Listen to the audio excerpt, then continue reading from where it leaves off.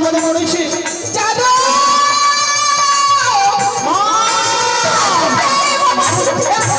তুমি কাঁদছো কেন? কি হয়েছে মা তোমার? তোমার 6টি পুত্রবধূ তোমাকে অন্যায় বাড়ি বলেছে? তবে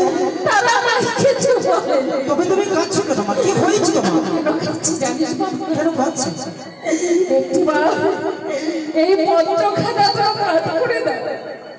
এই অঙ্গরে ধরে চিনতে পারিস ও ভাই, এটা আমাদের ভক্তকে দিকে একটু আমি আশীর্বাদ করেছিলাম। হ্যাঁ, আমি তো শ্বশুরবাড়ির কাছে গড়িয়েছিলাম দাদা। কিন্তু ও মা, এটা হয়তো পছন্দ হয়নি, যার জন্য ফেলে তো দিয়েছে। তাতে কাদারি কি আছে? আমরা তো যাবো, এই মুহূর্তে যাবো সেখানে, তাকে নিয়ে এসে স্বর্ণকারীর বাড়ি নিয়ে যাবো, সুন্দর করে তার মর্মণ্ড করে অঙ্গড়ি ভেঙে করে দেবো। একটি বার তোরা সেই পত্রখানা পাঠ করে দেখ না, তাতে কি লেখা রয়েছে দেখ। কোনো পত্র নাই মা, এটা শেষ বস্ত্র ছেঁড়া একটি অঞ্চল, তাই না? জয় মা মনসা দেবীর জয়, জয় মা মনসা দেবীর জয়। সর্বপ্রথমে জানাই পিতা মাতার চরণে শত শত প্রণাম ও 6টি দাদার চরণে।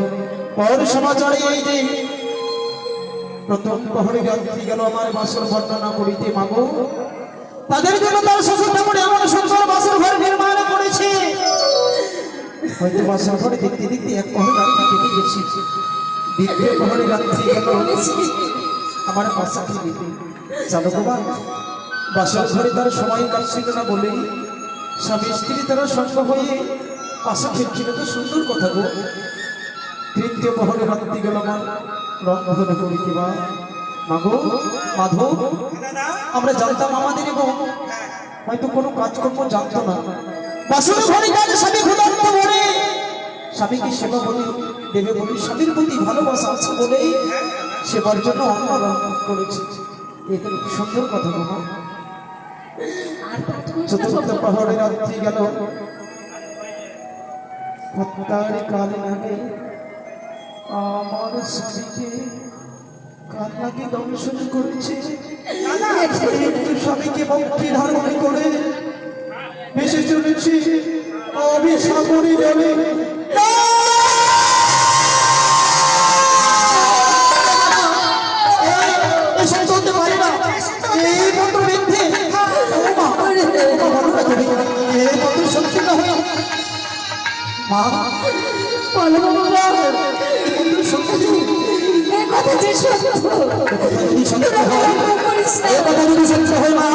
এই সময় ভেঙে পড়ার সময় নয়, এই মুহূর্তে ছুটে যাবো ভাই বলে তার বলার আমাদের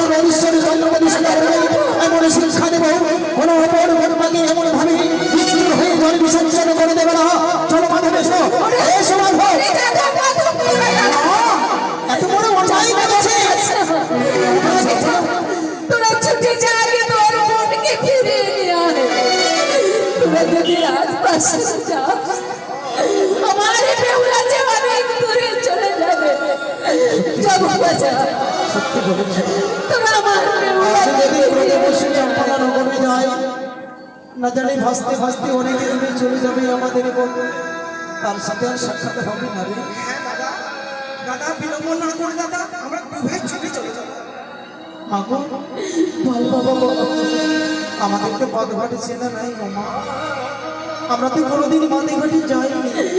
তবে একটা বলো মা, কেন তোদের যে দাদা রয়েছে তাদের তাকে সঙ্গে করে তোরা নিয়ে যা। বস্তাকে সঙ্গে করে নিয়ে যাবো। চলো মা চলো, আমাদেরকে সুন্দর করে একটি মেলানির ভাড়ে দেবো। জানি না আমাদের বলে কি আমরা করেছি কি করিনি। আমার বেহুলা মেলেনি খেতে খুব ভালোবাসতো, আমি সুন্দর করে মেলেনির ভার সাজিয়ে দেবো। তোরা নিয়ে যা, চলো বাবা যা। চলো মাধব।